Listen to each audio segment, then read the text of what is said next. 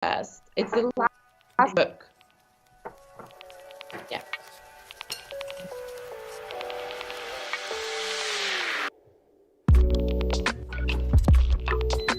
Yeah.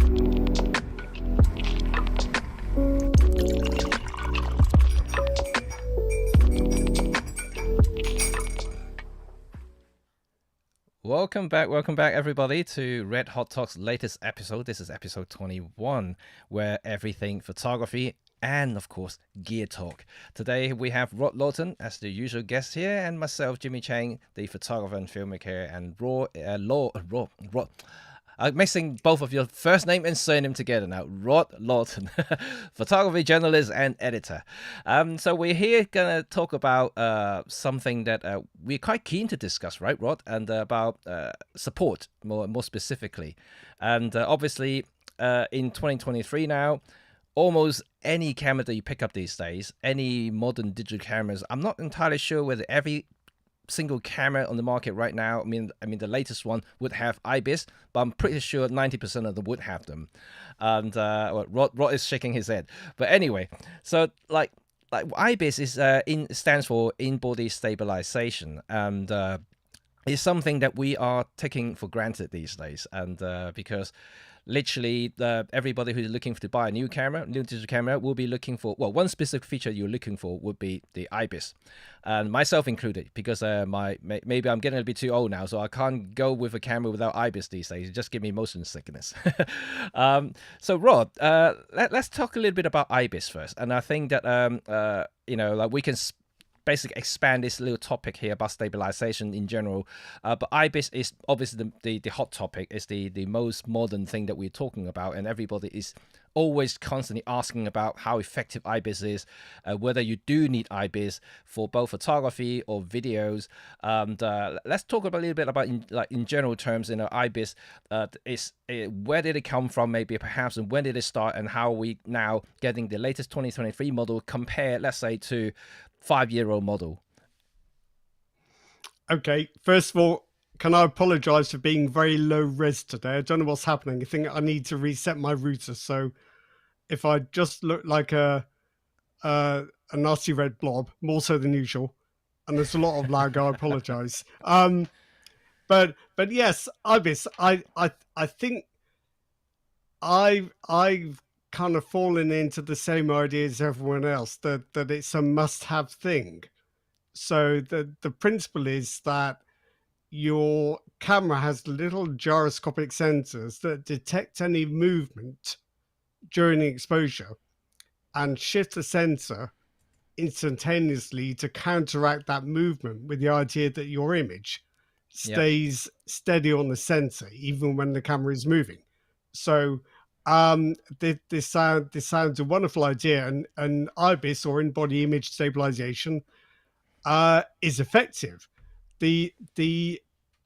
I guess though that it's easy to get caught up in the hype and imagine that you have to have it, and even worse, to imagine that the figures quoted by the manufacturers are some kind of guarantee of the shake reduction you're going to get. So I'm not entirely sure about either of those 2 points. And the other thing you mentioned at the start is how common it is. Well, it is common in full frame cameras, and you always get it with MFT cameras these days. APS-C cameras, not so much. So no Nikon cameras have IBIS, APS-C cameras. Only one Canon APS-C mirrorless has IBIS. And in the Fujifilm range, most do now, depending on whether you think things like the X-T32 or the X Pro 3 are still current. So it's common, but it's certainly not universal. Right. But I guess the other question is whether IBIS is as good as lens stabilization, or whether it's much better, whether you need both, and so on. Yep. And I guess jumping from like for those who are as old as we are, and sorry, Ron, you may be younger than me, but as old as I am, and like who come up from the SLR era, and when IBIS wasn't really a thing. Most of the stabilization comes with the professional level tele lenses or tele zoom lenses, more precisely, and.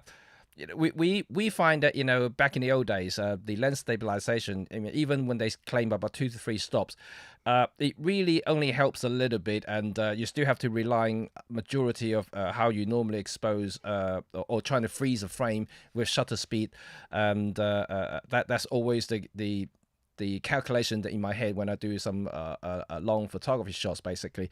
And I don't think with IBIS, people should ignore the fact that if you want to freeze something, you can't just relying on the IBIS, because IBIS is countering the movement of the camera / maybe lens at the same time, but it doesn't get away from, if you're using too low shutter speed, it's still going to have motion blur from the subject itself and so forth.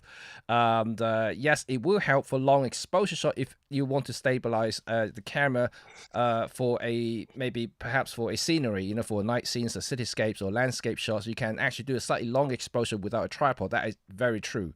Something that perhaps in the old days is a little bit harder to do because none of the ultra wide lenses or standard lenses would have lens stabilization. There was a couple of zoom lenses from Canon I remember was very popular, the 24105 f4IS.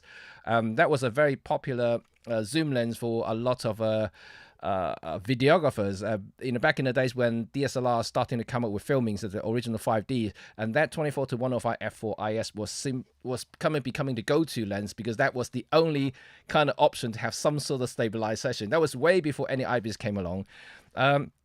And people seem to survive with that lens. And obviously now we have IBIS and all sorts of hybrid solutions that we have now, both lens and the body. Sometimes they do work in tandem as well, like some of the MFT options when they have the Sync IS, and also in Panasonic they have the equivalent system for certain lenses, and they're brilliant. Like you literally now have a system you can handhold almost like as this, the lens is on a tripod, and I think it comes to a point it's actually pretty effective. But then again, it's about today's topic, right? Is IBIS really does represent everything in terms of stabilization? Do you really still need other solutions and, outside of IBIS? And many people probably think that I don't need them because they're really good. I can handhold a shot for two, maybe even 10 seconds. Some people claim that they can have 10-second handheld shot. And I do believe that. I mean, I tried about 4 or 5 seconds. They seem to be fairly effective, but that obviously come with a slight caveat, is that it only stabilize that well in a wide angle lens. If you use a tele lens, everything seems to fall apart. If you start to handhold a shot with a tele lens for over 1 second, you'll be lucky to get anything sharp.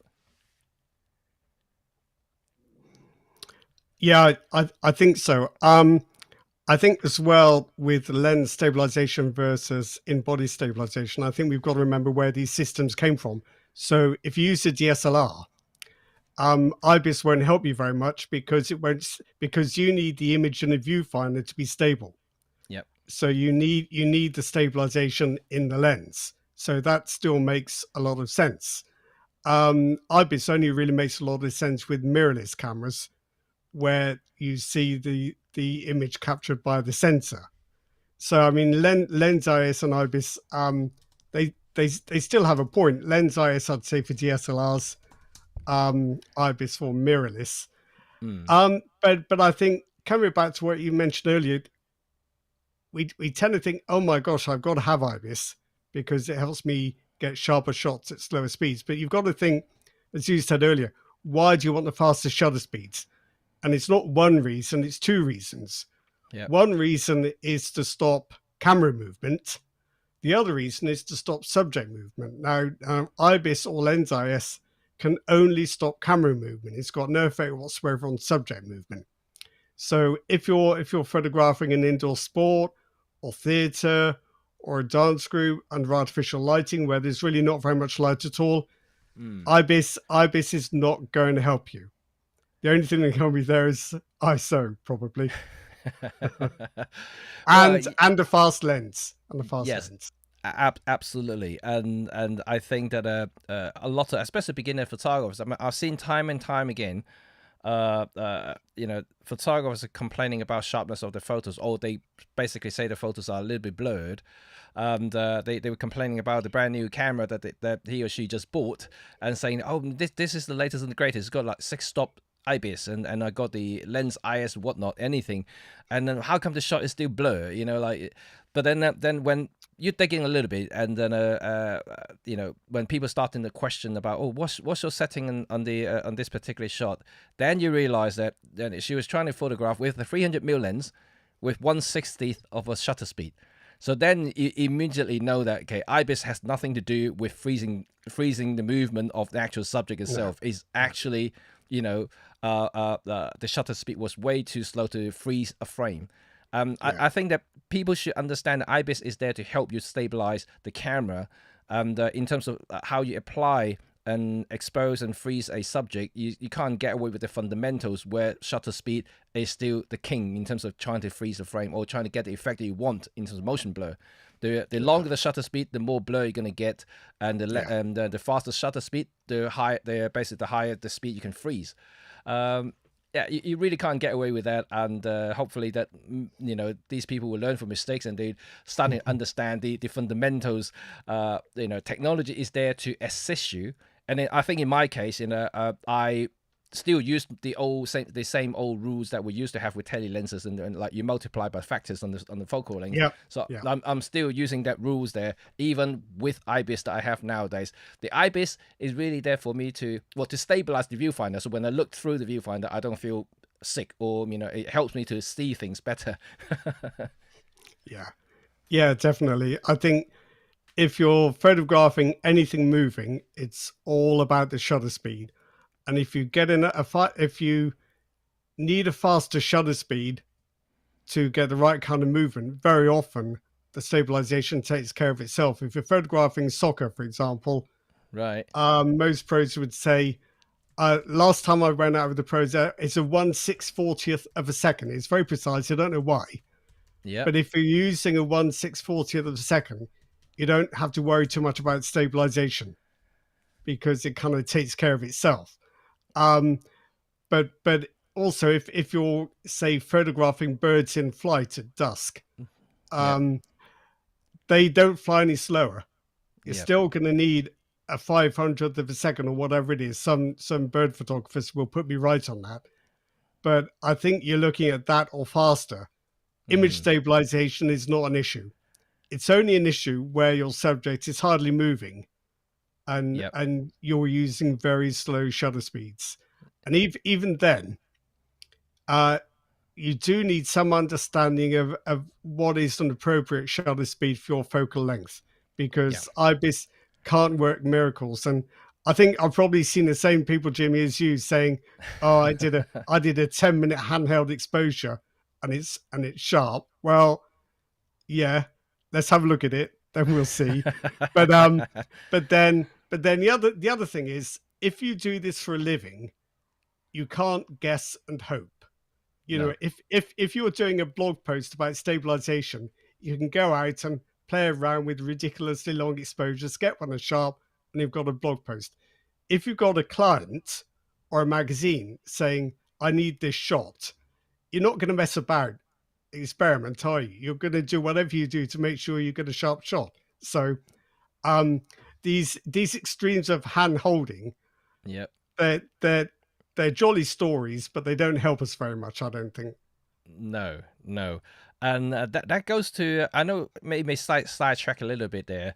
That also shows the importance of depending what sort of genre you'd be photographing. If you're photographing wildlife, birds, or maybe leopards in the distance, I know Canon and is touting about their really affordable tele lens with f11 aperture. Those are just imagine that, if the subject, or if the line of subject is staying stationary, not moving, those lenses are great, and then you can still get a shot. Does not matter if even the light dims a little bit, you can push the ISO up a little bit.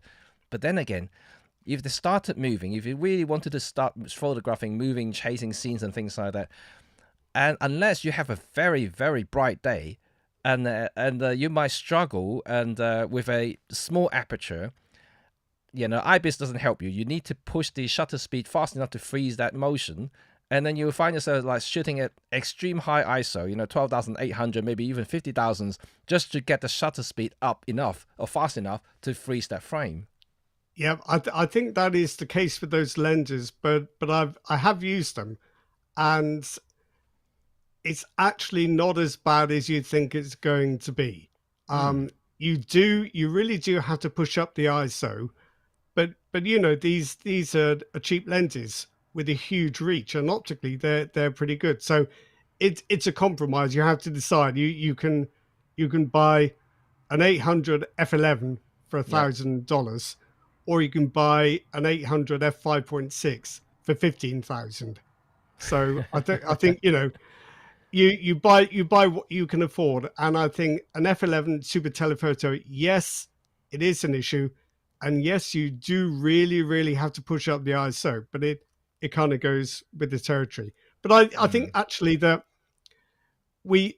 everyone loves IBIS, everyone's paranoid about ISO. It should be the other way around, because I think high ISO performance is better than people give it credit for very often, depending on the raw processor you use. I won't go there again.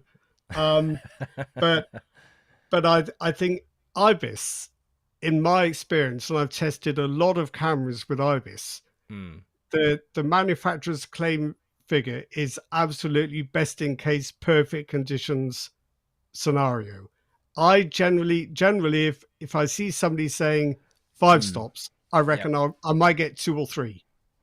Right. And it also varies considerably from one camera to another. I've never thought Sony's IBIS quite delivered what Sony hoped it would, but then others do. Yeah, and also, people may not realize, and I certainly a little bit confused about, is that all these stop figures that each manufacturers give to on the marketing materials. This camera has 7.5 stop. That camera has 6 stops. It doesn't really mean a lot of things, to be quite honest. When you start to use it, because you don't know that 7 stop is for what focal length or how was the distance. It's a lot of factors into play. When it comes to stabilization, it's not a simple one figure applies to everything. I found myself, I'm pretty sure many of you who use IBIS enabled cameras would agree that you tend to find that stabilizing a wider lens is a lot easier than stabilizing a longer lens, so to speak. They might be more, it's still effective, don't get me wrong, but you can definitely handhold a wider lens a lot longer, for a longer exposure compared to a tele lens.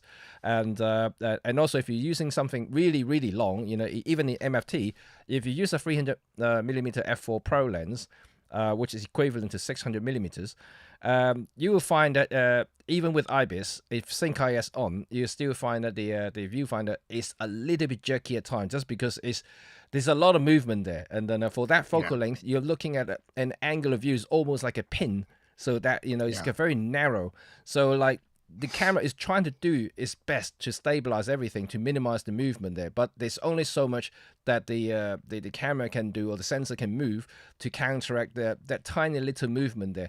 So this is why I think that now go back to the support issues now, even with IBIS, and I think that secondary support is critical depending on what sort of thing you're photographing. That is why you still see a lot of bird photographers, a lot of wildlife photographer, even with modern cameras these days, they're still using monopod or maybe even tripod or beanbags, to stabilize the entire system, just because they need them.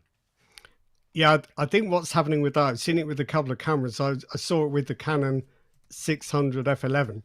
The stabilization is very effective, but like any stabilization, it has to pick a point where it says, right, I've got to keep this steady.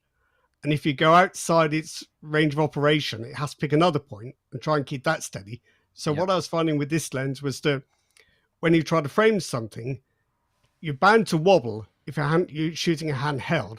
And if the wobble's too big, it then has to it reframes almost instantaneously to try and find another bit it can keep steady. It's an easy thing to understand when you see it happening. It's quite hard to explain. But I've seen this with a lot of IBIS systems that they do this kind of jump reset where they have to give up on where they were stable, like where you're framing before, and have to go and do it again. Absolutely. Sorry, Jimmy, I'm sorry to be rude, everyone. I've just got to quickly whiz off and then be back in about 10 minutes probably. I'm sorry about this, but I've just got to do an urgent errand. No problem. And I will carry on. No worry. Thank you. So before we continue, and everyone, welcome. And I know a few more people has joined in now. So before we continue, today's all about IBIS and stabilization of a camera. And we want to understand the importance of IBIS to you as a photographer or videographer, because I think that we all understand the importance of IBIS, but also we literally just discussed that, IBIS is not everything. Sometimes it's just not even sufficient, depending on the type of subject or type of lens that you use or the type of genre that you photograph. So it can be a very complicated issues there unless you're in the field or doing things that you know about. So before we continue though, everyone, hello. And how many of you, aside from having a camera with IBIS, how many of you still use tripod or monopod or any kind of support that you use? Even gimbal. I'm talking about videos as well. So, any of you use any of those accessories still in 2023? And I would like to know to see how many of you actually still use them. I personally use monopods and tripod, obviously, because I self-film my YouTube videos a lot. So tripod is still essential for me, but only for self-filming purposes. But when I'm out and about, I like to carry a monopod and a lightweight one, so that if I do need to stabilize something, if I don't want to kind of strain my shoulders and my wrist, by hand holding a camera for an extended period, I think the monopod is still a great option just to just help me a little bit.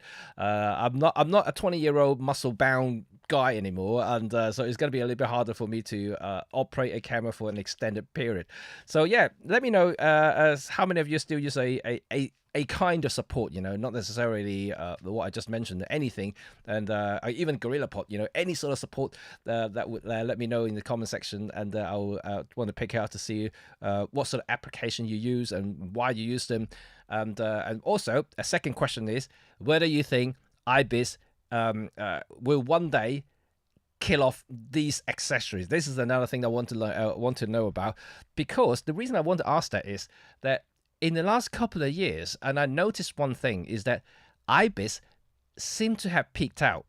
And I think that, it's not like in the early 2000s, 2010, 2012, kind of that era was the start of all the magnificent 5-axis stabilizations. And during 2012 to 2016, 18, you see this sort of very huge jump every generations, and from 3-stop to 5-stop, you got this big massive jump. But in the last couple of years, and you can see like even OM Systems OM1, the jump from OM1 to EM1 Mark III, the jump was half a stop. So we may be reaching a physical limit that how much IBIS can actually develop now.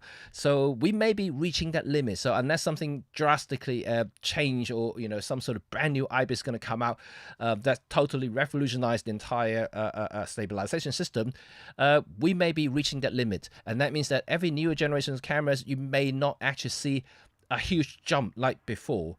We may only looking at very small margin of improvement there. So this is something that I personally thinking that that's the case, judging from historical data that I see between the generations of Olympus systems, the EM1 series, Mark 1, Mark 2, Mark 3, and then the OM1 now. I can see the changes is now starting to slow down a little bit now in terms of IBIS. So this is quite something that I'm seeing now. So that if this is the case, I think personally that the necessity of using a monopod or tripod for specific usage is still going to be there. That means that, if you're a bird photographer, if you want to use a huge long lens, the magnificent 150 to 400 Pro lens, or 300 f4 Pro, or any other longer lenses in APS-C or full frame equivalent, And I think you can't live without those supports, because I don't think you can handhold for long for it. That's for one. Second, I don't think you can get a stable enough shot, for any sort of tracking purposes, just because they are so heavy and massive. And also, the angle of view we just talked about is very narrow field of view. So that means you got very limited scope for the stabilization to maximize the effect. So that's something that I would like to discuss with you guys today. So let's see. I see some of you guys have commented here. Corey just said that I use tripod sometimes, slower shutter speed when shooting moving water. Oh yeah, that's another thing we hadn't talked about. I think that even though with the latest generations of live ND in the OM system cameras, they're fantastic. Don't get me wrong, they're really good, and I use that a lot for creative purposes. And but if you really want to do a proper, genuine long exposure shots, I'm not talking about a few seconds. I'm actually talking about minutes, or maybe even like an hour. Sometimes you can really slow it down if you really want to. And so these are the ultra long exposure shot. You can't handhold. You have to put the camera on a very sturdy tripod. That means that these accessories that we just talked about are still essential, depending on what sort of thing you're doing. If you're a diehard long exposure photographers, I'm pretty certain you'll agree that tripod, yes, it's a must. You've got to use a tripod, and you need something to stabilize the camera. No matter how advanced the technology is, the camera needs to be stable so it can slow down whatever is moving, right? So this is something that we definitely need to take it into account. And Andrew said, don't get me started on GorillaPods. Awful things. Great, but awful. Andrew, can you elaborate a little bit? Because I love GorillaPods. I do love them. I have literally probably about 6 or 7 of them in different sizes. I have a tiny one, I have a massive one, I have something in between, and I find them quite good. And just because they have bendy legs and I can just wrap them around somewhere, and some of the smaller ones also have magnetic feet as well, so I can actually stick it to metal surfaces if I want to hold a GoPro or something. Sometimes it's quite a handy solution. So yeah, let me know why you think they're awful. I guess from my perspective that GorillaPod can be awful is that some of them, not all of them, some of them I do find that the legs are not very how would I put it, secured. Sometimes the one of the legs will get loose over time. Second, sometimes they do pop out. The plastic one actually do pop out, and so I guess that may be what you're suggesting here. But I usually would test them first. If the legs become loose, I will stop using them. I'll just buy a new one, and because some of the smaller plastic ones are quite cheap in general. So if they get to that point, and that means they already passed their service life, and I would just chuck them. Okay, let's see. Blaine say that for self-filming or when I want to do high MP enough high-res landscape with ND filters, I break out the tripod. Absolutely, I think that's undeniable. That is necessary for sure. For me, if I do landscape shots and in a location, if I want to capture some really nice static high-res, and because don't forget, the higher the megapixel, the easier to spot any sort of movement. And if you have a lower megapixel count, you probably won't see it just because there's not enough detail to see those movements. And I remember back in 2008, I think 2008, when 5D Mark II first came out, and the Canon I'm talking about. So the 5D Mark I, the camera that started my professional photography, had 12 megapixel. Then when 5D Mark II came out, it was 24. And I remember all the magazines and described the 24 megapixel was so high resolution, back in 2008 I'm talking about, and they said, like, you need to be very careful about your shutter speed and everything, because any sort of movement is exaggerated, so you will see those movements. So that can directly relate to what Blaine just said here. If you have high resolution shots, and then any sort of movement is very, very visible. That means that you definitely need something very sturdy and stable to take that sort of shots. And it's important. It's really important. If you have only a 12, 13, 16 megapixels, yeah, you can probably get away with that. But then when you're starting to having higher numbers, like 30, 40, like even the Fujifilm GFX 100 megapixel, you got to be very, very careful there, and because they're not very forgiving. Any sort of movement, you gotta be like kind of exaggerated 10 times, and so yes, that's something to think about. Let's go for the next one here. Ezekiel is my only support I have is my left and right arm. Well, no, it's true. It is true. Before any tripod ever existed, like people would take photograph and actually no, I shouldn't say that, because tripod existed when photography kind of started, because they were this wooden box, right? They were already there. But anyway, yes, your arms are important, very, very important, and shooting stance, where I always talk to my student, is that when you first start photography, the first thing you need to practice is how to hold your camera, because that has a direct impact to how sharp your photo is. And people may not believe me, and many don't, because nowadays we've got IBIS and things like that. But then I always say to them, if you practice your shooting stance, how to, hold the camera properly, you can enhance the IBIS further. That means that, you stable yourself. The IBIS will take care of all these little jerky movements left and right, and when your body sway a little bit, or maybe when the wind suddenly blow at you, that IBIS is super useful. And don't ever forget that any technologies in modern cameras nowadays are there to assist you, not to replace you. And this is something that I need to reiterate and enforce, that thinking behind any photographers about modern technologies like live ND, live composite, these IBIS systems here. They're all there to assist you as a photographer to take that shot. So whether it's going to be easier, faster, or more accurate, they don't replace you for how you hold the camera, how you operate the camera, and how you think as a photographer. Everything is still you. So the IBIS is really just helping you to counter any sudden movement, not necessarily about I can hold the camera really wonky and things like that. So shooting stance, how you hold the camera, still plays a huge part in photography. If you know how to hold your camera, I can guarantee that you can get another 2 seconds out of those IBIS, and then because it's really that important. So thank you, Ezekiel, and that's a very good comment there. And I totally forgot about the arms. Human arms are so important in photography, because you see a lot of YouTubers these days, and especially ever since live views becoming a norm thing, you often see people holding the camera. I know, many people do. Maybe you do too. So if I do, forgive me. I'm not trying to insult you or trying to offend you in any way. But you see a lot of people do this nowadays. So like if they hold the camera, I don't know if you can see it. They literally holding the camera.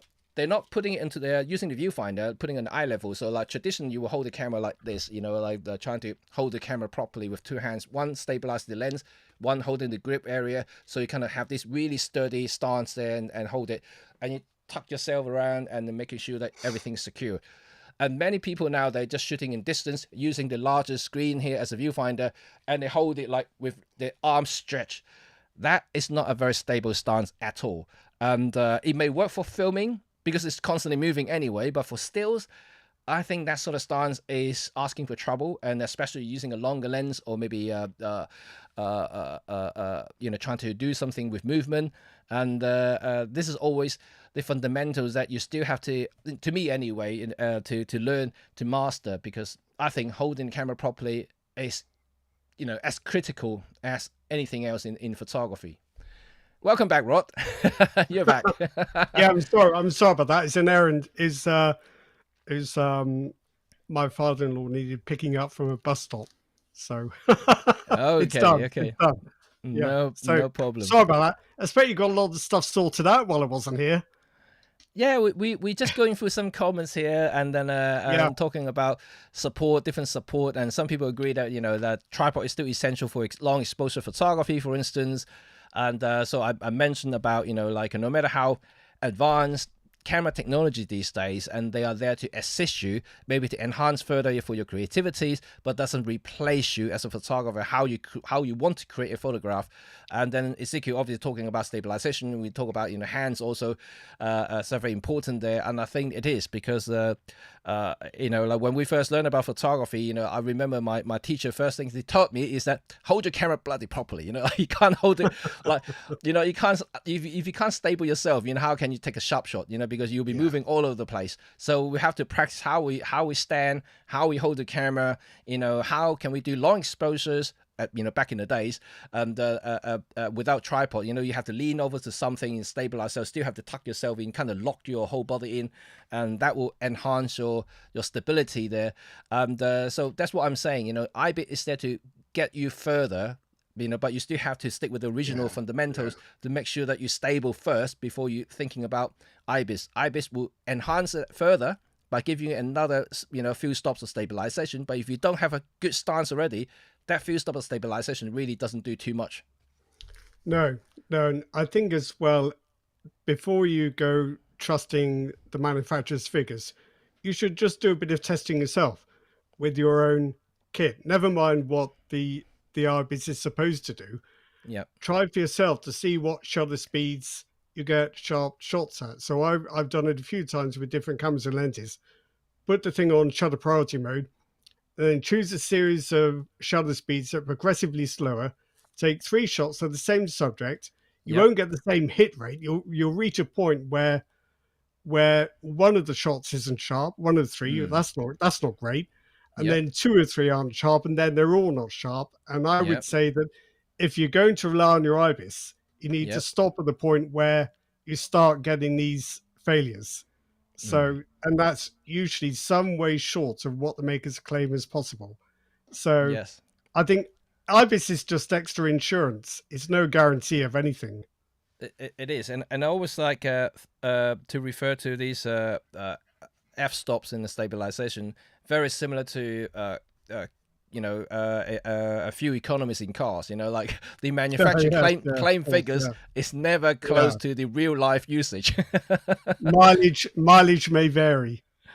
Mileage may, depending on situation. Like you go into a completely zero drag environment, vacuum space, and you can get this highest number of MPG there, and then in reality you're never going to get close to that. Okay. I think I've also found that the results I get from doing these tests, they're not necessarily what you'd expect. And I think they do reveal that stabilization systems vary in effectiveness and how they're tuned. So I have a cheap Canon RF 24-105 lens where the stabilization seems to offer better compensation at a long focal length. So I found a 30th of a second is fairly reliable with this lens, regardless of the focal length.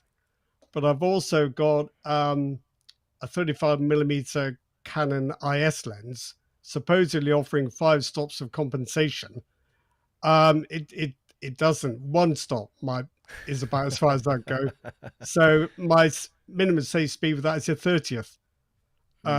And you would hope it'd be like half second or so, but no. Sometimes I do wonder, how could they test these numbers, and I would like to know, how did they give those numbers out? What focal length are they using? What sort of test environment are they in? Like what sort of thing holding it, and how they calculate these f-stops?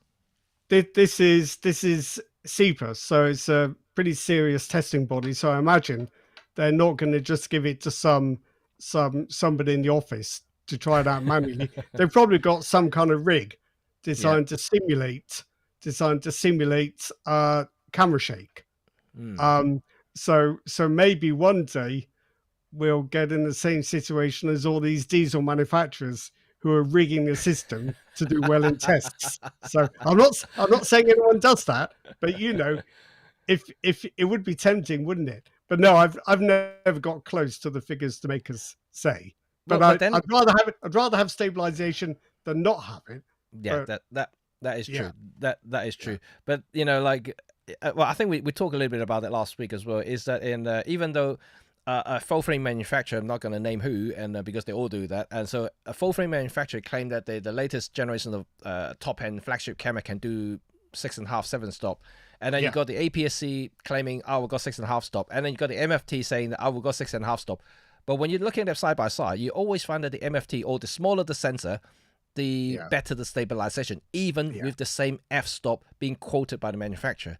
So I find it quite intriguing, you know, about the numbers they quoted there, because it can be misleading at times. Let's say if someone jumping from MFT to full frame, for instance, they're so used to the 6.5 stop in MFT, and then when jumps in the 6.5 stop full frame, they say, oh my God, that doesn't look anything like 6.5 stop there. No. So I recently tested the EOS R6 II, which has IBIS. Yeah. And Canon claims 8 stops of compensation if you use it with the 24 to 105 millimeter f4, which has its own IS. So I was fortunate I did have that combination, but I never even got within a mile of 8 stops. 3 stops, 4 stops maybe, and that was with the combination they described. So I think they must have, I don't know, I'm guessing. I imagine they might have some kind of machine to simulate shake. But what they will also do is they will only test shake. So IBIS systems have 5 axes of movement. I think CETA only tests 2 or 3 of them. Right. And they will always give a result based on those particular axes of movement, say pitch and yaw, with a very specific lens. So the figure you're reading is for a very specific lens, probably the best one for the test. And well, you would, wouldn't you, as a camera yes, maker? Of course, yeah. So the best lens for the test, and not across all 5 axes of movement. But I will echo what you just said, that in my general experience, the smaller the sensor, the more you can rely on acclaimed stabilization. And it goes all the way past MFT right down into smaller sensors like a DJI Pocket or a GoPro Hero, though that's digital stabilization, which is different again. But in general, I'd say the smaller the sensor, the better the stabilization. It's just easier to do. Mechanically, that's interesting.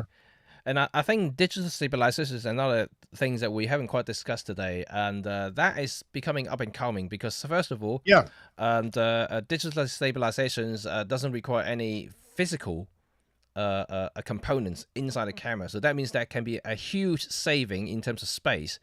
So for future camera designs, earlier we talked a little bit about, you know, Rod, when you were out, we talked a little bit about the IBIS development has somehow, I think, reaching the plateau point, you know, the peak point. I haven't seen major advancement over the last couple of years now. You know, from the latest flagship, the all singing, all dancing OM system OM1, compare that to the EM1 Mark III. The IBIS is only half a stop improvement, so it's not a major like what we see 6-7 years ago, when every time when the new generation camera come out, there's a like 1.5 stop, 2 stop improvement in IBIS, and now we reaching to that tiny little improvement every single time. Now it's not going to be huge.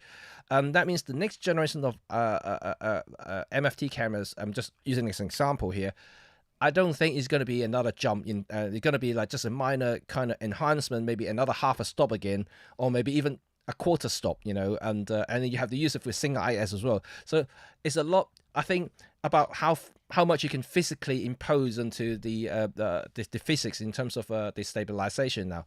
But digital, on the other hand, that is continuing evolving, because AI is now helping to look into movements and things like the gyroscopes. It's all electronics. There's no physical components there, and then and everything is becoming more advanced. If you have a very high resolution sensor, that means you can actually cover well, obviously you still have a digital crop there, but depending on how much you want to stabilize an image. I just give you an example here, and many of you, I don't know whether you have seen my test on the Alice camera, and the Alice camera that I tested just a couple of months ago, that camera doesn't have any IBIS system, so there's not sensor stabilized. It's all digital. That means there's no physical component inside the sensor. The sensor is completely fixed onto the camera. But when I tested it, this stabilization really shocked me, and how stable it is. I used, at the time, I brought my 40-150 f4 Pro, so I zoomed in all the way to 150, which is 300 equivalent in full frame term. It was still, it was really rock solid. And also I can tweak it. I can tweak how much stabilization I want with the camera by how much I crop in. And it's very effective. So if one day manufacturer decided to take that route on, we can only do so much of the IBIS system, the mechanical IBIS now, and let's play around the digital IBIS. So like at the moment, most manufacturers now looking at IBIS, they have level 1, level 2. It's very kind of basic stabilization. You can put it on, and it's not something you can tweak constantly.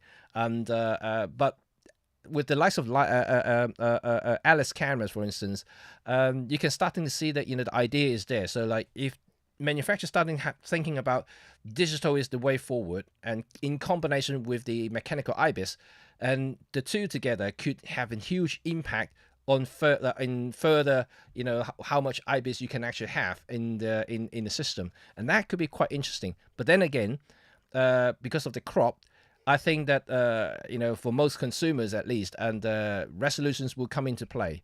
Once you start cropping in the images, that means you're not going to have full resolutions, and for sensors are supplying the camera. So if it's for stills, you may have 20. That means that you might if you start employing digital crop, and that means you may down to 16 if you depending on how much stabilization you want. And for video, in terms of most camera now support in terms of resolution wise, it can shoot up to 5.7K. You can down to 4K, maybe even slightly 2.7K, depending on how much crop you want. So all these are coming into play. But then again, it's an idea. So what do you think, Rod? I think it's different kind of stabilization. For a start, I think digital IS works extremely well with video, because you're trying to counteract large movements. With stills photography, you're trying to counteract very rapid small movements. So if you wanted digital stabilization in stills photography, you would have to have a digital IS system that could, in a 30th of a second, keep adjusting the crop live to counteract the camera shake. I don't see why that shouldn't be possible. That's the way you'd have to do it. So that's the only way digital IS would work for stills.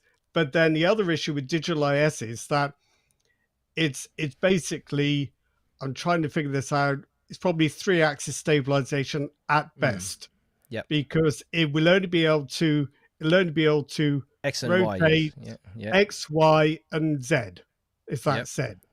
So it could only it couldn't do 5-axis stabilization, but it might not have to. I don't know. It'd be interesting. But I think you're right. The crop is the issue, and it's an issue for video as well. So if you've got the YouTuber's favorite Sony A7S III, which shoots, and all its relatives like the FX3 and the ZV-E1, they all shoot 4K full width as a native resolution. The minute you start using digital IS, you haven't got 4K anymore. No. So that's probably more of an issue for that camera and its family than for most. But the cropping would be an issue for stills photographers. If you said to somebody, buy this Nikon Z7 Mark III with digital IS that can give you 12 stops of stabilization, but with a 1.6 crop, you're gonna tell them where to go, aren't you? Probably. but then again, it really depends, and we would like to have everything in the world, right? And who doesn't? But then again, if there is a system that offer 12 stop of stabilization, you can kind of imagine that all these wildlife photographer thinking like, oh wow, that could be quite cool, even though with a bit of crop, because normally they crop a little bit anyway. But it's still not going to help you with the shutter speeds, is it? No, that doesn't define physics yet. That's the issue. I mean, you could just get a tripod. I mean, tripods are such a nuisance, but they just open so many doors. Have you already had the tripod conversation while I was out? I started it. Yes. Because I would say that there are a couple of things about tripods that are probably worth mentioning. One of them is that, as an American photographer once said, they remember the last decision you made. They're like a save point for composition. The camera stays there, and it doesn't move until you move it. The Yeah. other thing is that if you're swapping lenses or using filters or having a drink of coffee from your flask, you've got both hands free. Yep. And the third thing is, especially with video, Yep. if you want to do a smooth pan, if you've got a tripod with a fluid head, that's the way to do it. You could use a gimbal, that would work too, but a proper video tripod will do a very nice job indeed. Yes, you do. Yes. So there are lots of reasons for taking the trouble to use a tripod. Nobody wants to, but maybe sometimes you just have to bite the bullet because of what they can do. Yeah, I mean, I did kind of mention that, depending on the genre of photography, and for those who constantly using long lenses, or those who would need to use long exposures, and I don't think you can get away with some kind of physical support, like a tripod. No. And because that will be the only solution that I think to guarantee the highest quality you can achieve from the image sensor. Just one comment I want to pull out first is just relating to what we just talked about digital stuff, and David Allen actually said about digital stabilization, talk about like processors and intensive.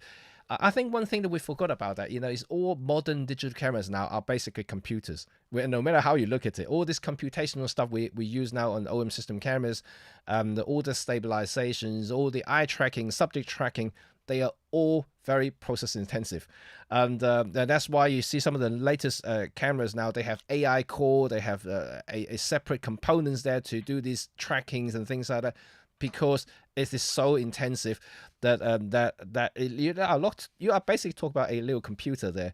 That is also why I think that we are seeing what we are seeing today about all these developments these days, and especially I think track back to about 4 or 5 talks before this week that we kind of mentioned about I think I kind of mentioned, I asked Rod about the image companies, any camera manufacturers. They never quoted what sort of processors they use. They all name their own processors, and we never know. They always say, we now, for instance, OM system, and the latest one is TruePix X processor, and then Lumix will have the Venus whatever engines. They never really quote the like computing industry. They never quote what sort of processors, what nanometers is in, and what sort of clock speed is running, how much RAM it's got. They never mention anything about. All we know is that whatever generation it is, and that's all about it. So it's quite hard to say how effective or how good these processors are for today's computational tasks. Are they actually rebranded version of an ARM chip that you can buy on off the shelf, or something? No one really knows exactly what they are, and but you're right. They are process intensive, and I think they could potentially benefit from a proper computing chips. But who knows? I mean, I don't know. I think these are custom made computers, if you like. Then they're not generic computers in the same way that Windows or a Mac or an Android platform would be. They're made specifically to do this one job. They're not generic computers that can be programmed. The question about digital stabilization and being processor intensive, I'm not so sure. I've not seen a camera yet with digital IS that has struggled in any way. I'm not sure it is processor intensive. I imagine they still have gyro sensors to tell the digital IS system which way to shift the framing. But I'd also say that if you use any decent video editing software, they can apply digital stabilization too, which is often just as effective as the in-camera stabilization, with the advantage that you can choose the level later. But I mean, in principle, you might think that digital IS would be a bigger processing overhead. I've never really seen any evidence of that in the cameras I've used. Interesting. You might even say that's counteracted by having a smaller area to process. So who knows? But I don't think it's a processor issue. No. Okay, that's coming from Rod. I d- the What expert. I'm no expert, but I've seen no evidence of Yeah, it yeah, sure. in the specs and the figures. I've never had a camera where they say put digital AS on, but you can only shoot for 5 minutes before it catches fire. You Yeah. know, nothing like that. But what I can say is that the process does help a lot of other things, you know, the Oh AF and yeah, all the other yeah, for stuff. sure. And compared to the older digital SLR, you know, chips, and these are way more powerful, that's for sure, because of what they need to do internally for all kinds of digital manipulation, digital computations, and all the photography features that now we all take it for granted these days. And you know, just to give you some example as well about some of these dual processors cameras, and one of which is still, to me at least, is one of the best cameras in the Micro Four Thirds, is the EM1X. And even though that's a big camera, but it has dual processor, and believe me or not, I mean, I might upset some people here, including some OMDS people, if they're listening. And I still think that EM1X is still having one of the best AF that I've ever used in the Micro Four Thirds cameras. And it's only because it's dual processor. One of the processors is dedicated for AF only. So this is a dedicated processor that is dual, true, I think it was TruePic 9, TruePic 9, TruePic 8, I can't remember now. But one of them is only doing nothing but AF. So like it has a lot of resources there to purely just calculating AF. To me, it's still the most effective AF I've used for tracking, for continuous focusing. And you know, I'm using for streaming at the moment, but it's actually a very, very good camera. Compare very well all the other cameras I've used so far. I think as well, it's probably a different kind of processing. AI focus processing is almost certainly very different to the kind of high intensity data processing from shooting video. Yeah. I think the thing that gives cameras heat generation problems is invariably high resolution, high frame rate video. That's the culprit. That is what takes all the power. But as regards other operations, I think the ability to process high resolution, high frame rate video requires a different sort of power, probably, to that required for AI autofocus. It's all about how the chips are programmed and what the chips are there for. So then you also need a very fast readout speed from the actual image sensor as well, because you need to read it fast enough for the computer to process them. And it works in tandem. Everything's to work as a system. I don't think you can just have one powerful processor but a really slow image sensor, you know, or vice versa. I think you need everything to be fast at the same time to be able to achieve that. So I think that's another issue with larger sensors. We're some way off getting a global shutter yet, where the whole of the sensor is exposed at the same time. They're still read like in very high speed scan in lines. So I think the issue there, as far as stabilization is concerned, is that you've got quite, the bigger the sensor, the slower the overall readout speed. Yeah. So I think that has an effect on how well you can stabilize, but also it has an effect on frame rates and resolution as well. So that's why a $400 GoPro can shoot uncropped 4K 60 or 4K 120 for all I know, but that's very hard to get on a full frame camera. It's all about the sensor size again. But we've kind of got off stabilization a bit, haven't we? It's still kind of related. It's still kind of related because, you know, you talk about stabilization as if the bigger the sensor, you know, you're all affecting everything, to be honest. I think so, yeah. And it depends on how broadly defined stabilization. So perhaps we've all seen that kind of jello effect you get with some cameras. If you move them too quickly, things that should be vertical, they start skewing as you move the camera. So that's the jet. Yeah, that's the rolling shutters and the rolling effects. shutter, rolling shutter effect. Yes, that's right. So that's what it is. Yeah, for sure. So so I think a lot of people would consider that a stabilization issue. I mean, we wouldn't, because we're talking about something very specific. But if you're talking about stable video in general, I think you've got to take that into account as well. Yep, and that's So also another reason why just relating to the readout speed that we talked about earlier. The larger the sensor, the slower the readout speed, and in terms of scanning, and that's why you always see MFT almost have no rolling shutter in video. It's just because they're so small, the readout's a lot faster compared to larger sensor, and you see all the full frame camera having this heavy rolling shutter when doing videos is because of that reasons. But one thing that Robert just came out, and you may be able to answer that, is actually very interesting. Does it matter IBIS on or off on a tripod? It seems to be a lot of contrary opinions there. Nobody knows. Nobody knows. That's why there's only opinion. There are some cameras where you really can't very easily turn it off at all. I have used some older cameras where I've left it on, and I've seen the camera get into a kind of IBIS loop where it thinks a shake and it tries to correct it, but actually that makes it shake more, and it gets in the kind of feedback loop. But I think very broadly, it probably doesn't matter. But I think with all of these things, try it, because very often, if I've not found the answer to something like how many stops of IBIS can I get, I try it, and the answer is often not what I expect, but it's very useful.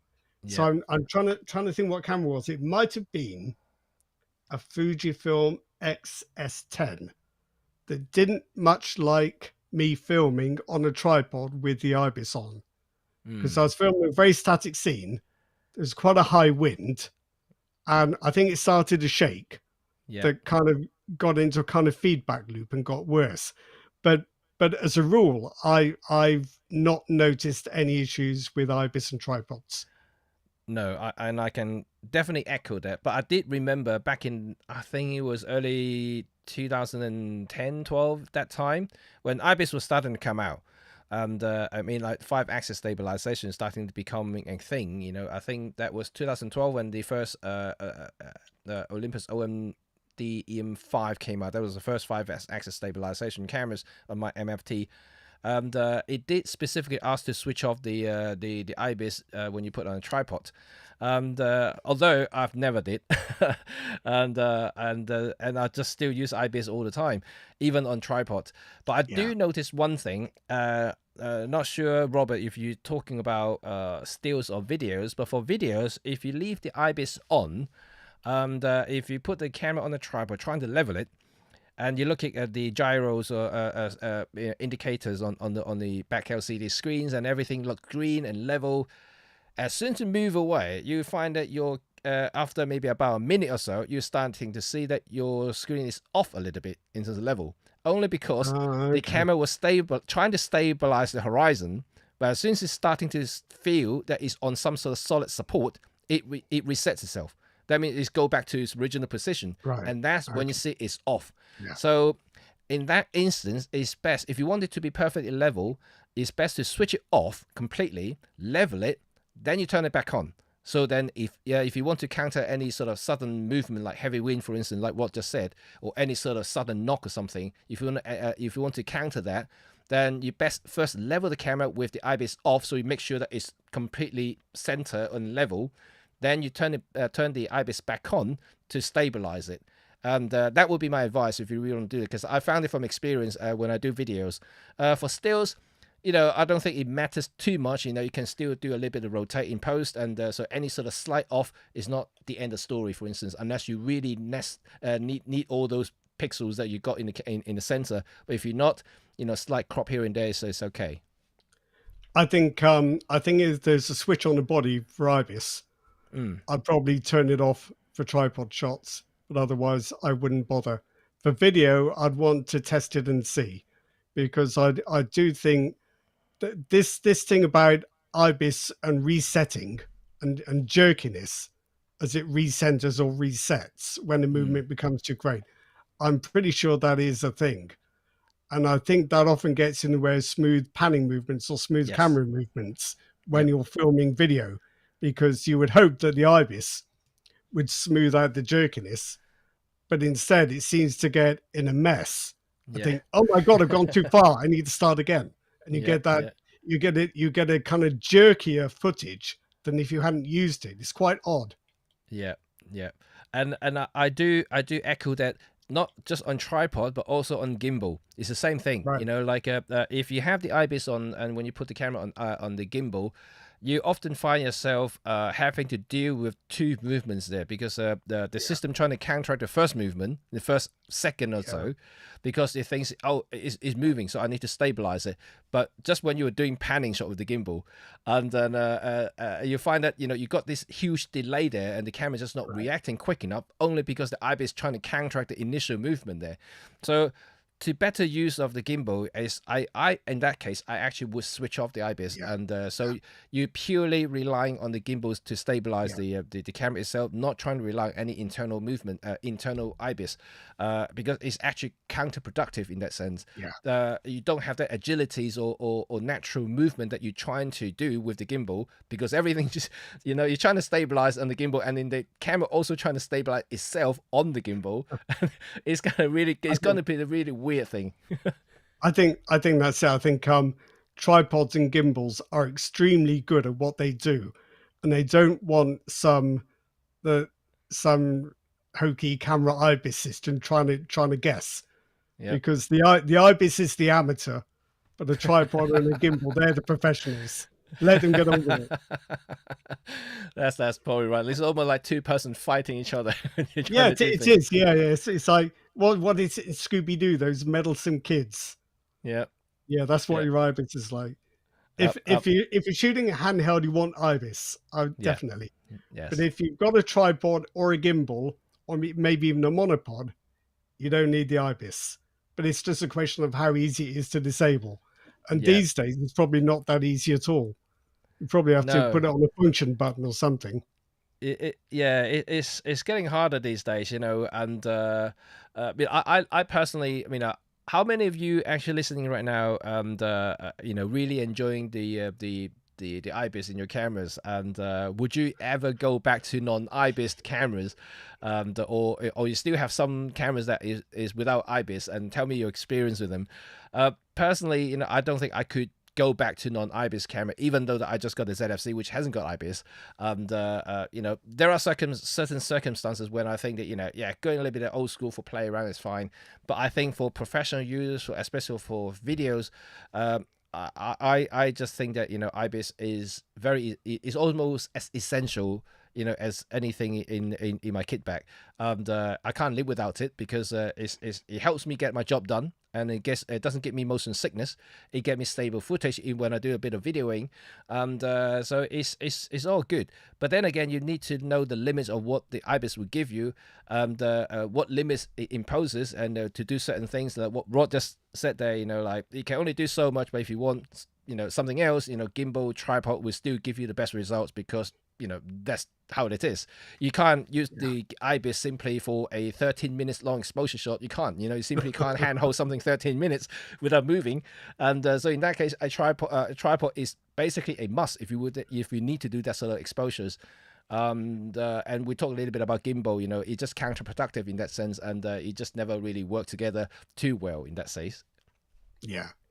I think you just had to be realistic about what it can do, and how much it extends your capabilities. I've taken shots at night with without a tripod with IBIS that I couldn't ever have done without IBIS. But then again, these were experiments. These weren't shots I had to depend on. Half my life is spent testing cameras. So I don't have to have every shot come out. If I did, I wouldn't take so many chances. But I've also found with video, when I test cameras for video, I never have as much luck with the IBIS. I never seem to have as good an experience with the IBIS as a lot of people do, because I test two things. I test what they're like for static shooting. You haven't got a tripod, but you've got static framing. So there's that kind of IBIS. How steady will it keep the camera? Will anyone notice?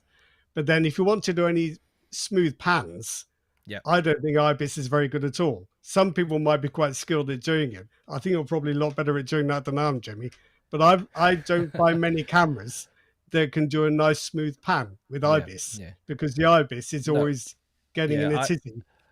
I do a lot of pannings and videos, and I still find that, you know, IBIS, you know, while it's good for smoothing out the lumps and bumps, and but it's also the initial reactions, you know, and so if I trying to pan something suddenly, and you've always find that the first half a second or so it's not moving because this, you know, the IBIS trying to counteract it, you know, because you think it's a shake, not a movement, it's a shake. Then it is like, oh, it's moving. Okay, that's fine. I can let you do it now. And it was almost like that little delay there, because at the end of the day, like I mentioned earlier, the computer is there to assist you. It doesn't think for you. It doesn't know what you're actually trying to do. The first instant is because IBIS is designed to counter any movements of a sudden movement of the camera. It's not thinking how you think. Oh, I don't know. You're panning the camera, and I have no idea what you're doing. All I know is some shakes. Exactly. Some shakes there. So my job is to stabilize it. So that's all it is. I think probably as well. You've got used to the IBIS on MFT cameras. I think if you tried some full frame cameras, you would get a bit of a shock when you tried to. No, I think you might. I think you might be quite disappointed. Right. By how the IBIS works for video. Okay. Especially camera movements. Yeah. But the other alternative is just I see that people have been mentioning monopods, which I think are quite a good idea. I think they're probably as effective as IBIS, roughly. If you don't mind lugging a monopod around. But also, that's quite nice. You can get a nicer panning shot with a monopod probably than you can handheld. Yeah. And monopods are quite good walking sticks, or things for fending off muggers or whatever else. They are good. They are good. I mean, I got a few myself, and the monopods, and they are really handy. And like you said, if I do go hiking, and I think they're quite good walking sticks as well. For sure. It's really good. I do like them. But then again, I also like some of these really lightweight travel tripods as well. And then some of them are very good and lightweight and doesn't really weigh too much. You know, I think the lightest one I have here is about 900 grams, which is really nothing. And it's shoved into the backpack, and you can go hiking with a couple of small lenses and a small camera. And you can literally achieve anything you want for that particular trip. Anthony has a comment. I don't know whether I should answer that. If OM System was to bring out a new professional camera with a new sensor that only had 26, 28 megapixel of resolution, would that be enough for most Micro Four Thirds users to be satisfied? Right, Anthony, let you ask the audience and everybody else who's listening or even in the chat room right now, would any of you satisfied with 26 to 28 megapixels? I guess my answer would be people always want more. I think you've got to read the question. He's not saying would that be enough for him or any of us. He's saying how would the market respond? I don't know. I think MFT fans would say, "Oh, that's nice, but we don't need it," and MFT haters would say, "Oh my gosh, it has got bad enough noise already. Now you've made it worse. You know, you've done the entirely wrong thing." So I'm not sure that would get you that would get digital systems quite the acclaim we might hope. Because but then again, you know, like I would maybe put a little bit of support there, and I think that I personally would like to see high resolutions, and it's just a nice update. Let's put it that way, nice update for the system. Because it's been quite a few years now that we have stuck in 20 megapixels. Well, especially in the OM system cam, because it's 20 megapixels. It seems to be like there forever now. Panasonic, obviously the GX6 has a 25 megapixel, so there's the first ever Micro Four that has a higher than 20 megapixel resolutions. So it would be nice to have something a little bit higher higher numbers. In terms of ISO performances, noise, and things like that, to be quite honest, I don't think I've seen the images that is bad. And also, I don't really personally shoot anything higher than 6400. There are some emergency cases where I would shoot at 12,800, maybe even 25,600. But these are very emergency cases. That that means exactly. I can't miss the shot. I need to get that shot, and I just use that, just bumped it up. You can't define a whole camera system around a thing you need one time in 1,000. Yep. You have to design your camera system around the other 999 things. Yep. But you And to be definitely quite, do. and to be But quite honest, I'm going to throw yeah, something else in the mix here. Does anyone remember Panasonic's multi-aspect sensor? What if we multi-aspect had, sensors.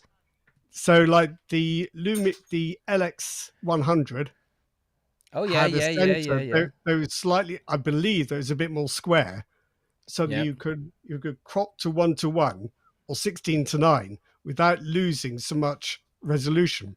So what if there was a new MOT system with this one of these oversized centers? The GoPro Hero 11 has one. It's almost square. Okay. So what if we could have one of those, and then we could have our digital IS to deliver, just using say 8/10 of that sensor, delivering a standard resolution, standard native resolution, Yep. without any appearance of cropping. That'd There, be interesting. That'd be yeah, interesting. just have an oversized sensor, but you don't use all of it, Yep. or Yep. you don't, or the images don't use all of it. Because Like, personally, I like shooting in the 3:2 ratio, whereas MFT is 4:3, so you always lose a bit. I yep. also like shooting square, but I don't like going down to about 12 or 14 megapixels or whatever it is to shoot square images. So I'd like an oversized multi-aspect sensor. Thank you very Yep. much. Well, it's pretty much an idea for the open gate, right? You know, like the 4x3 sensors, and then you shoot 16:9 videos. Then if with open gate, you can still recompose up and down a little bit, you know, without losing any resolutions, because it's oversampled with that 4x3 ratios anyway. And then you move up and down, and what you might get is the defects on the edges of the lens, because it's usually the corners are the weakest. Well, By moving it, that means you're exposing them. I guess you planned for that with the lenses, but that is a point. But yeah, I wouldn't mind a square sensor. That'd be cool. Yeah, I think so. Well, the thing is, I think you're quite right there, because all the cameras that we have now, you know, the lens mounted, the lens mount is circle. That means you can actually fit a perfect square in there. You know, you know, so we got a lot of space wasted basically. So why don't they give us a bigger sensor? it's what the lenses are made for. And then you could shoot vertical images or vertical video without having to rotate the camera. You might have a bit of, you'd be able to shoot different aspect ratios without worrying about how many megapixels you lose. Okay. And Rod, I would suggest you to talk to the camera manufacturers now. Yeah. Okay. Right. I'll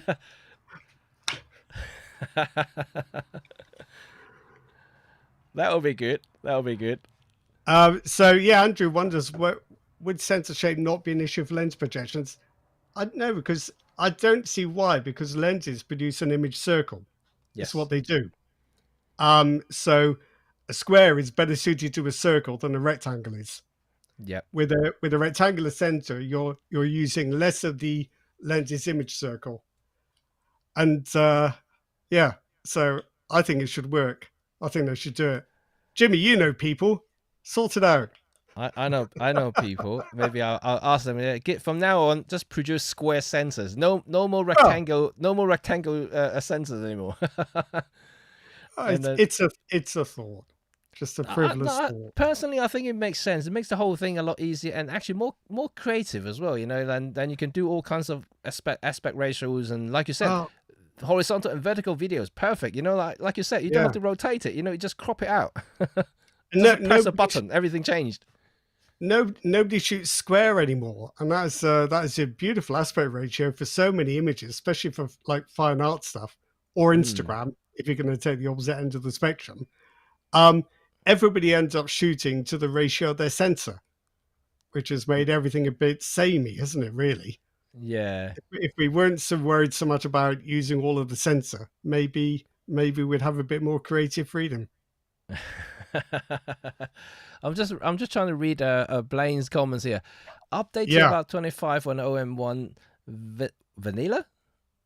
I'm not entirely.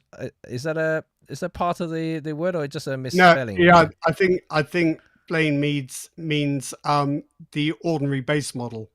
And as vanilla in that sense. All right, understood. And then 36 for all-in-one-R for people who want that kind of thing.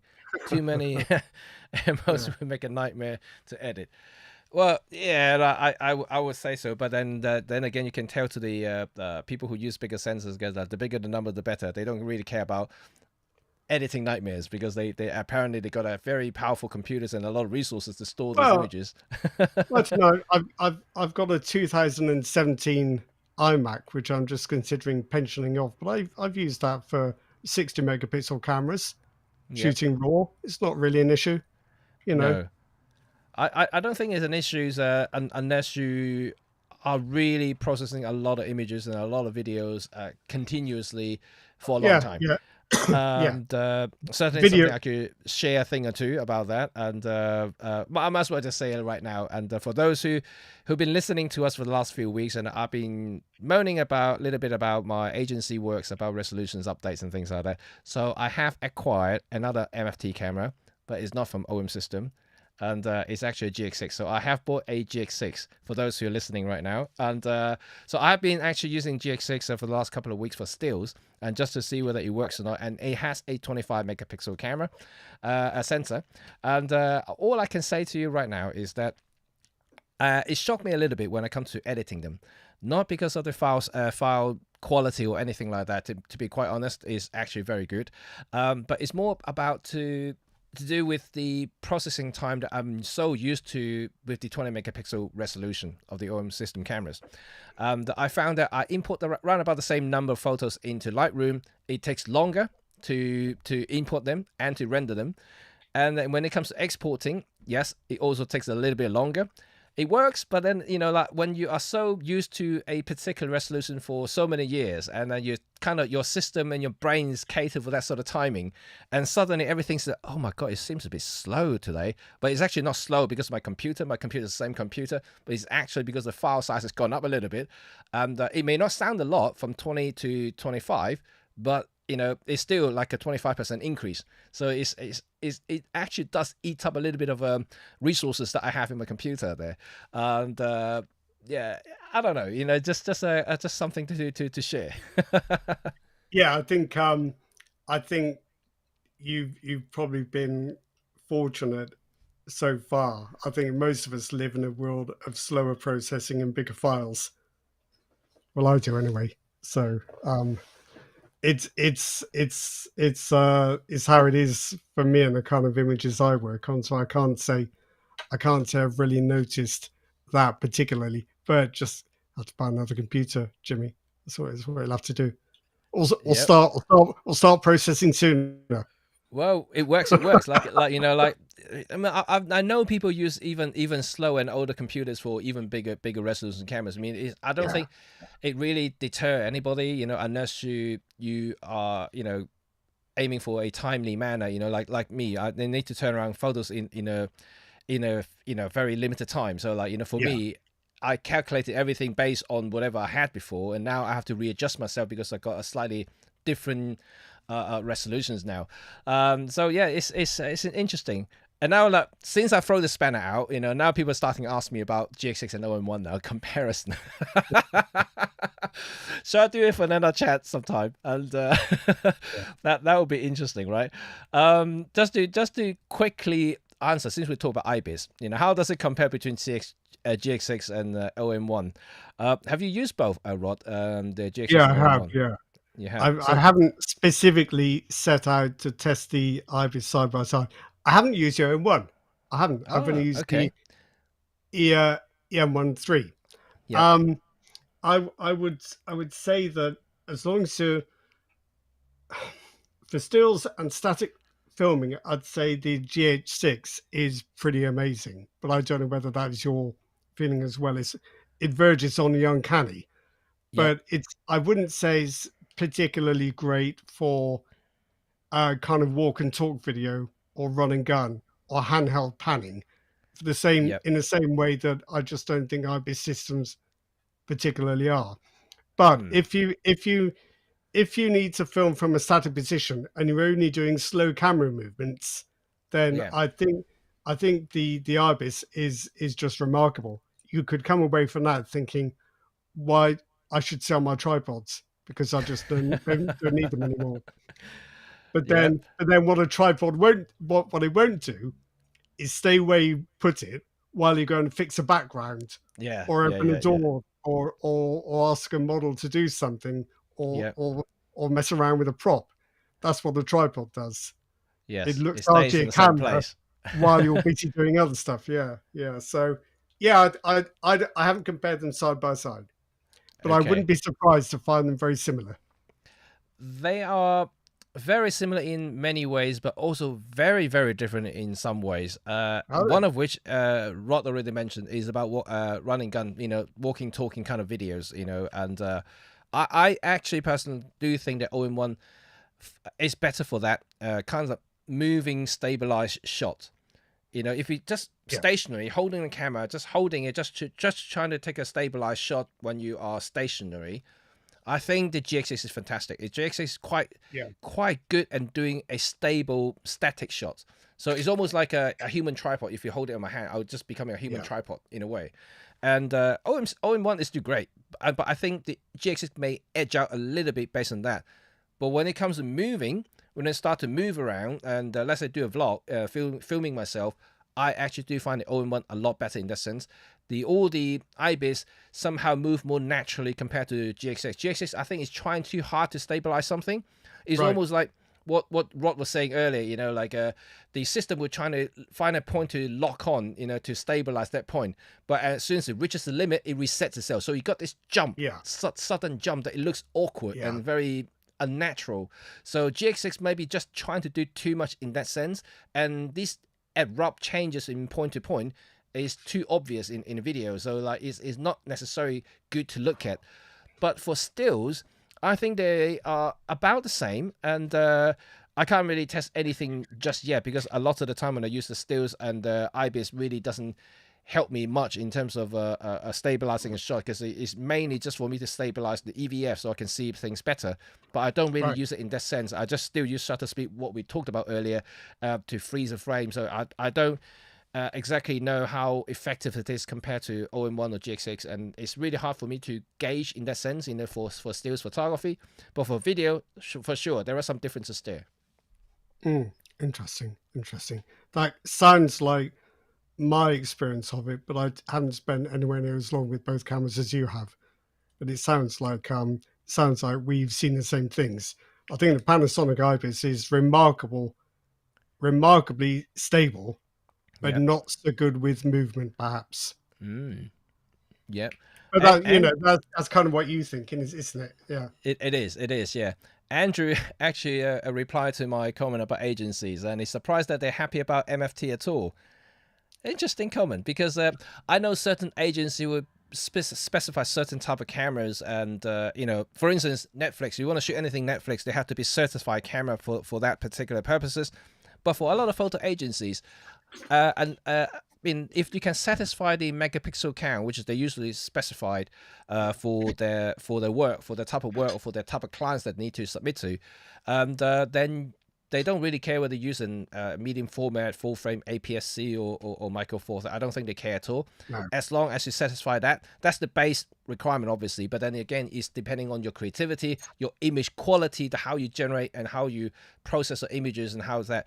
If you want to find out, check out my Instagram to see those images that I took with MFT. Then you see, whether you think they are good enough or not. And but personally, I've been doing this for about 10 years now, and for my agencies, and they never really complain. All my MFT works, and they're really happy. And before MFT, I was using Canon full frame and Leica full frame. There was a switch there, and they never even ever questioned me or realized that I changed system to MFT. So I think to them, they're more looking for visual and perfection rather than actual specifications and what sort of system you're using. They're really just looking at the images, which I think most photographers should be more focused on, rather than looking at what format is the best, this and that. I think it's image creations at the end of the day, and if you like to create certain images, there's certain type of images, and there may be a certain format is better for that. But then again, it really depending on what sort of thing you're photographing, and or whether you need the resolutions or such and such we discussed many times ago. And so yeah, I think that's probably it. But then again, just to answer your question, agency never really asks you about MFT, and but there may be some that do, but the one that I'm working with, and they certainly did not ask or never ask. I think if agencies are anything like publishers, and I spent much more time with publishers and agencies, they're not necessarily very technically aware. So if this was a conversation about publishers, I'd say it's quite likely some art director once said, "Oh, I must have 24 megapixels," and that's become the accepted wisdom ever after. You know, these things, these opinions and requirements are not always set by experts or creative experts. They sometimes filter down from some unknown source, and they don't have any great value to them. Yeah, absolutely. And just follow on to David Allen's actually saying, so what are the agency trying to capture by specify minimum megapixel count, MP equal IQ? Are they expecting big enlargements? Not necessarily, no. And they actually specify a resolution, not in terms of how many megapixel, but the image size. So, you know, I can't remember the exact number, 2200 times 55,000 or whatever, you know, the resolutions like that, they specify that. But when you calculate that, that means you need certain resolution to achieve that sort of resolutions there.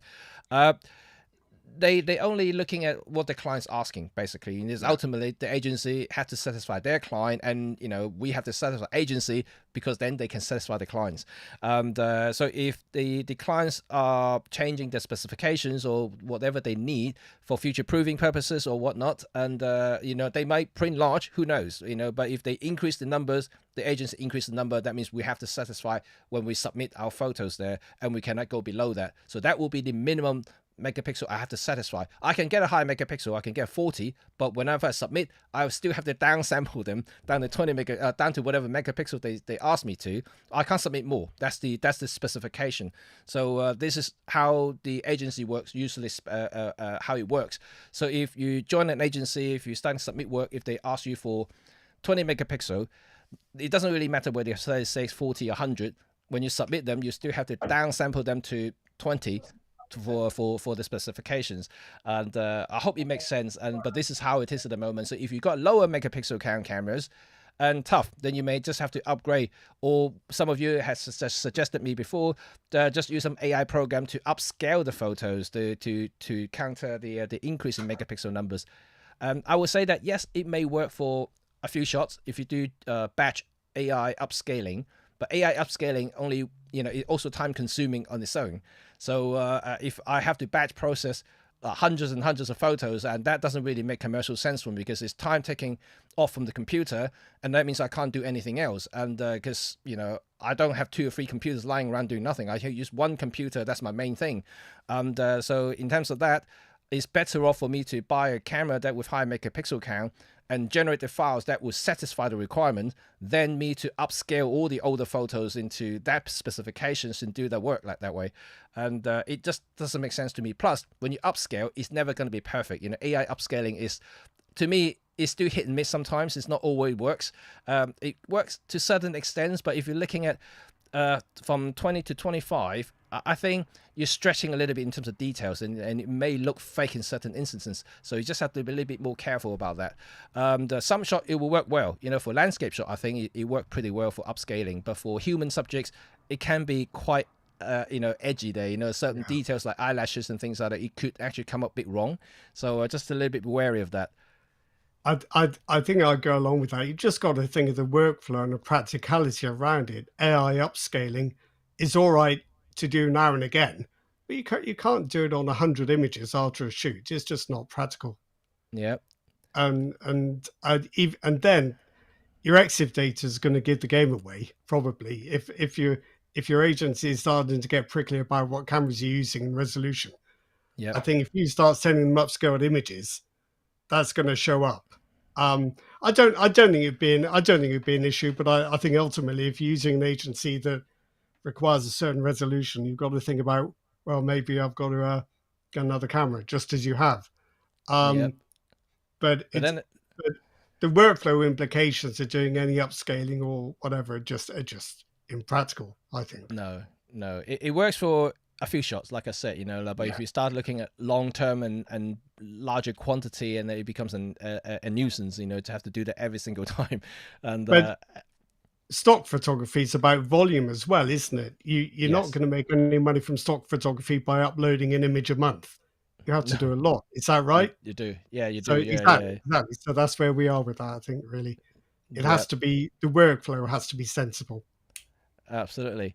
And now we kind of towards the end of today's chat. Obviously, we had a nice chat about IBIS and stuff like that, and quite a few of you have. So we're answering questions at the moment. So if any one of you want to contribute to what we're discussing, or any sort of question you would like to ask us about cameras and things, and you're very welcome to do so right now. We'll probably wrap up in the next 10 or 15 minutes or so.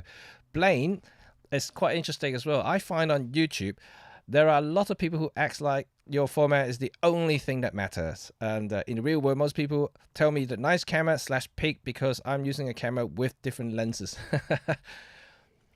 Well, YouTube is a very toxic place, and even though you're watching right now, but then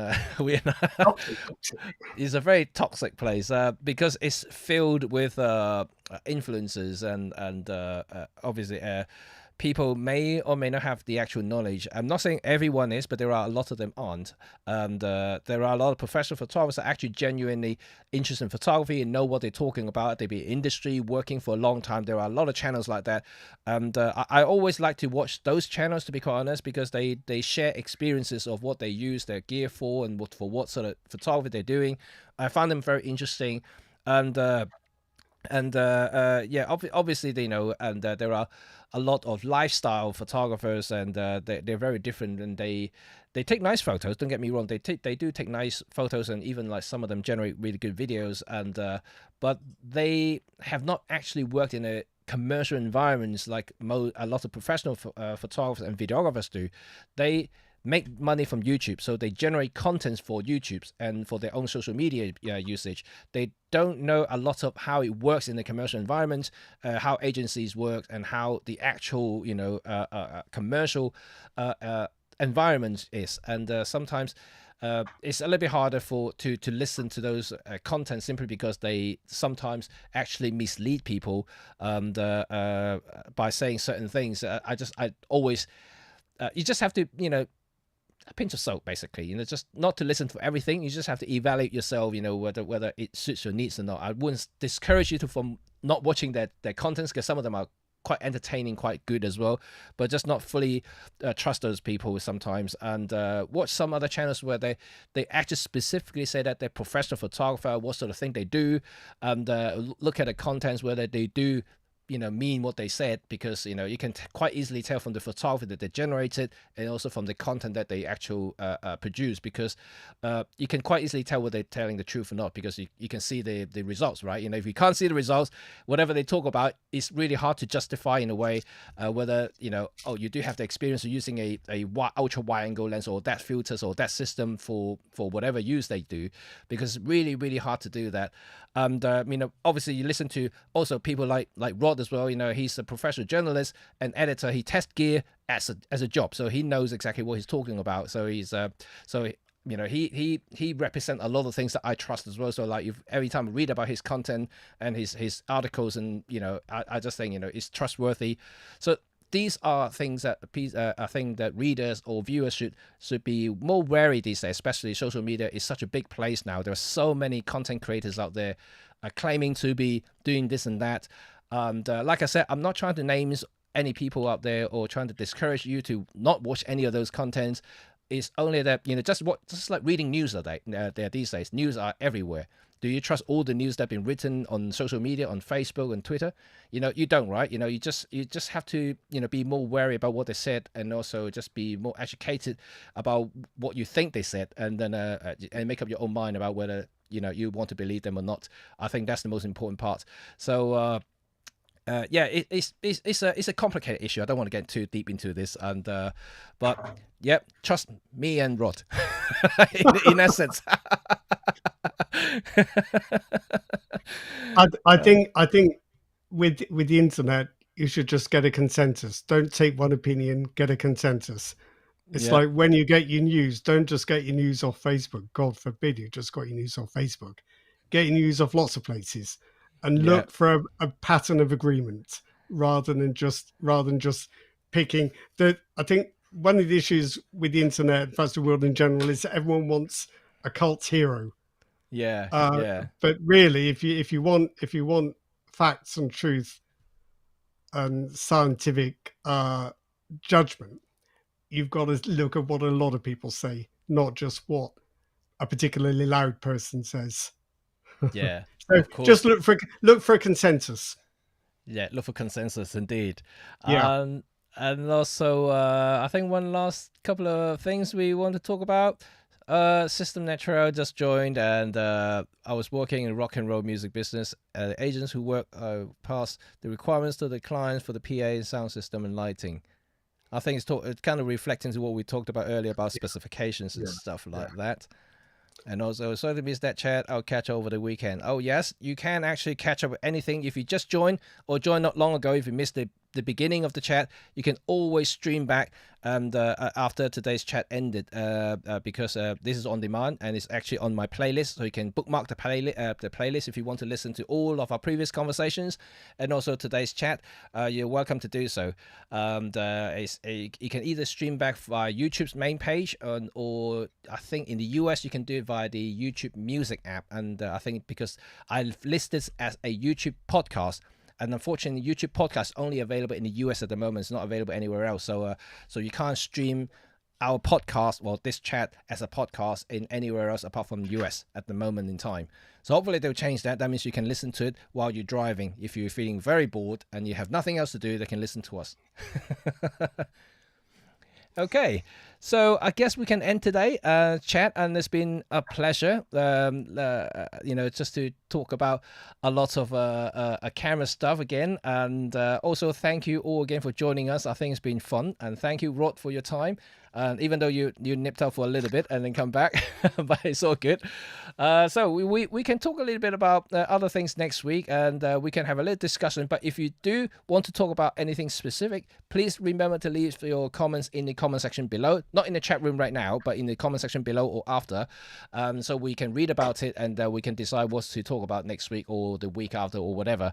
And we always trying to find something to chat that will interest you, because we can talk a lot about photography and filmmaking and camera and gear, because this is our field at the moment, and we have a lot to share, but it's all dictated by you. So you let us know what you want to listen to, what you want to find out more, and we certainly would cater for that. So thank you very much for everything, and so I would just end my chat right now. So thanks a lot, Rod. I'll speak to you all next week. Okay, and I'll see you soon. Bye for now.